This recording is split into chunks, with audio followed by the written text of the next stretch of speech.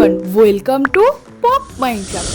আগের ভিডিওটা যারা যারা দেখোনি তাদের কাছে একটাই রিকোয়েস্ট, প্লিজ গিয়ে ভিডিওটা দেখে আসো। খুব কষ্ট করে তৈরি করেছিলাম। তো যাই হোক, আগের ভিডিওয়ে আমরা পেল গার্ডেনে গিয়েছিলাম, এখান থেকে ট্রাভেল করে গিয়েছিলাম এবং ওখান থেকে আমরা অনেক কিছু সংগ্রহ করে এনেছি।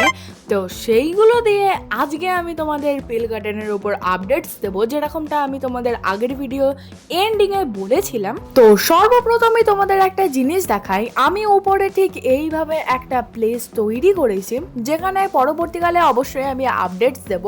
আর তার সাথে এই জায়গাটা একটু আলাদা করেছি, কারণ আর চেস্টের প্রচুর পরিমাণে কমতি হচ্ছিল, তো তাই জন্য আমি নতুন নতুন চেস্ট লাগিয়েছি। এছাড়া বন্ধুরা, এই রাস্তাটা আমি একটু ইউনিক করেছি, দেখো কতটা বেশি সুন্দর দেখতে লাগছে। এই জিনিসটাই পরবর্তীকালে আমরা পুরো ওয়ার্ল্ডে তৈরি করতে চলেছি, মানে এরকমও করতে পারি বা অন্য রকমও করতে পারি।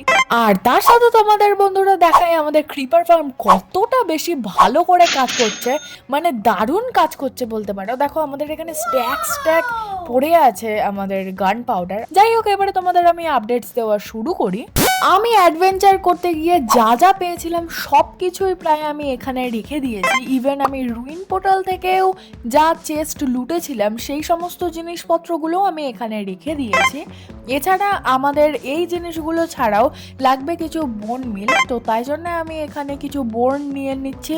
আর তার সাথে বোন মিল তো আমার কাছে পড়েই আছে, এই 20টা যথেষ্ট। তো এর জন্য আমাদের লাগবে একটা প্লেন জায়গা, তো তাই জন্য আমি আমার বাড়ির পিছনে এবং আমার বাগানটার একেবারে সামনেই আমি এই পেল বাগানের সমস্ত কিছু আপডেটস তোমাদের দিতে চলেছি।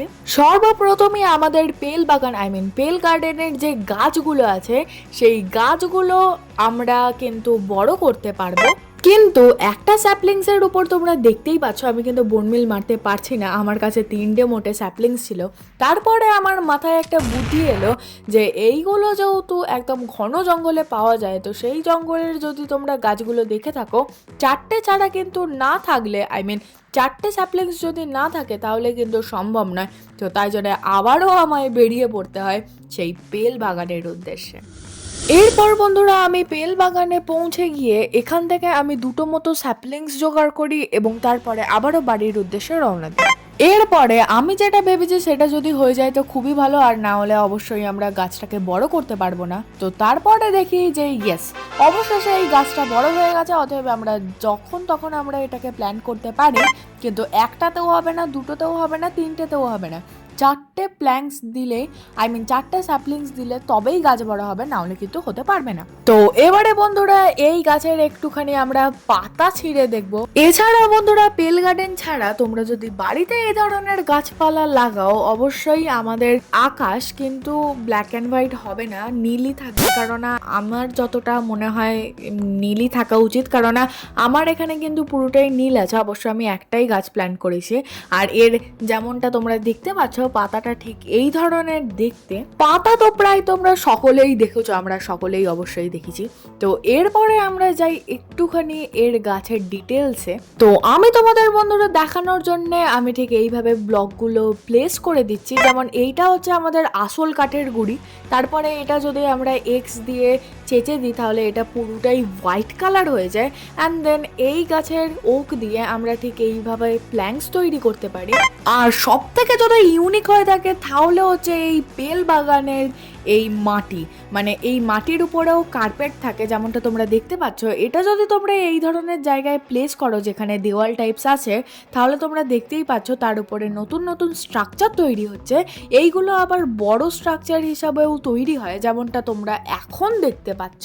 তো এইভাবে বন্ধুরা আমরা কিন্তু নতুন ধরনের ডিজাইনও তৈরি করতে পারি। আর তোমরা যেমন বন্ধুরা জানো, নর্মাল ফুলের উপর আমরা যদি বোনমিল ফেলি তাহলে কিন্তু এটা কিন্তু ইনফিনিটি অফ আমরা কিন্তু ফ্লাওয়ার তৈরি করতে পারি।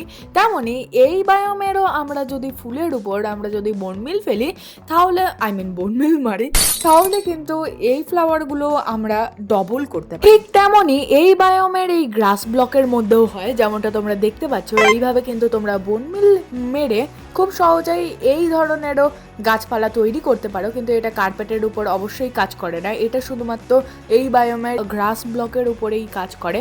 কার্পেটগুলোও তোমরা সংগ্রহ করতে পারো, প্লাস এগুলো তোমরা যেমনটা দেখতে পাচ্ছ মাটিগুলো কিন্তু এতে কনভার্ট হয়ে যাচ্ছে। আর এই গ্রাস ব্লকের উপরে জন্ম নেওয়া এই সকল ফুলগুলো সকালবেলা ঠিক এইভাবে মুড়িয়ে থাকে, রাত্রির হলেই এরা জোনাকির মতো জ্বলে ওঠে, কেন জানি না। কিন্তু যাই হোক, এইগুলো কিন্তু রাত্রির বেলা খুবই সুন্দর দেখতে লাগে। তো তাই জন্য আমি এইগুলো অবশ্যই আমি আমার বাগানে সাজানোর জন্য আমি অবশ্যই লাগাবো। আর সকালবেলা তো এগুলো একদমই বিদিকিচ্ছিরি দেখতে লাগে, যেটা আমার একদমই পছন্দ হয়নি। যেমন এই ভিলেজারটা আমার অপছন্দের, কারণ সারাদিন তো এ আমার বাড়ি ছাড়া নিজের বাড়িতে যায় না, কারণ ওর বাড়ি থাকলেও আমার বাড়িটাই নিজের বাড়ি ভাবে। ভাই কেন আমি বুঝতে পারি না। তো যাই হোক, এইবারে আমরা একটা ক্রিকিং স্পন করতে চলেছি। তো ক্রিকিং যেহেতু রাত্রির বেলা স্পন হয়, আর রাত্রির বেলা আমাদের জম্বি সমস্ত কিছুই প্রায় স্পন হয়, তো তাই জন্য আমি এই দিকটা একটুখানি ডার্ক ব্লক দিয়ে ঘিরে দিচ্ছি রাত্রির বেলা, কারণ আমাদের আসল উদ্দেশ্য হচ্ছে প্রচুর পরিমাণে রেজিন খাট্টা করা।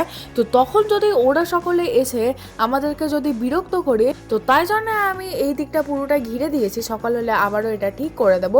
তো সর্বপ্রথমে আমাদের তাই জন্য একটা ক্রিকিং হার্ট তৈরি করে নিতে হবে, যেটা তৈরি করতে আমাদের লাগবে মোট 9টা রেজিন। তো তাই জন্য আমি সর্বপ্রথমে এই ব্লকটা তৈরি করে নিচ্ছি। আর যেমনটা তোমরা দেখতে পাচ্ছ, এই ব্লকটা ঠিক এই ধরনের দেখতে। তো এরপরে ফাইনালি আমি এই ক্রিকিং হার্টটা তৈরি করে নিয়েছি। কিন্তু এই ক্রিকিং হার্টটা যদি আমি কোথাও প্লেস করি, তাহলে আমাদের এতগুলো 9টা রেজিনের জায়গায় আমাদের মোটে 3টে কি 4টে রেজিন দেবে, আমি ঠিক সেটা জানি না। তো যাই হোক, আমাদের ক্রিকিং সর্বপ্রথম তো স্পন করতে হবে। তো তার জন্য আমাদেরকে এখানে 3টে ব্লক এইভাবে প্লেস করতে হবে, আর তার মাঝখানে ঠিক আমাদের এই ক্রিকিং হার্টটা দিতে হবে।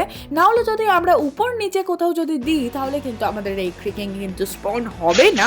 সব থেকে বড় কথা হচ্ছে, আমি এখানে ক্রিকিং হার্টটা লাগিয়ে দেওয়ার পরে এইটা তোমরা যেমনটা দেখতে পাচ্ছ, এখানে কিন্তু এটা কিন্তু অ্যাক্টিভ হয়ে গেছে, কিন্তু তারপরেও এখানে কিন্তু ক্রিকিং স্পন হয়নি।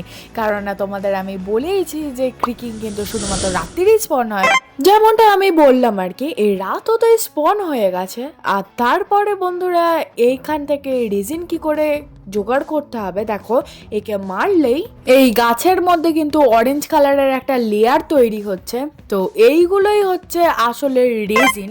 এগুলো যতগুলো আমরা নিতে পারি ততগুলোই কিন্তু আমাদের কাছে রেজিন হবে। ঠিক এইভাবে কিন্তু আমরা আনলিমিটেড রেজিন খাট্টা করতে পারবো, যেমন তোমরা এখানে দেখতে পাচ্ছ। আর এর দিকে তাকিয়ে থাকলে অবশ্যই তোমরা জানো যে তোমরা যতই কাছে চলে যাও না কেন, এরা কিন্তু কিচ্ছু করবে না তোমাকে।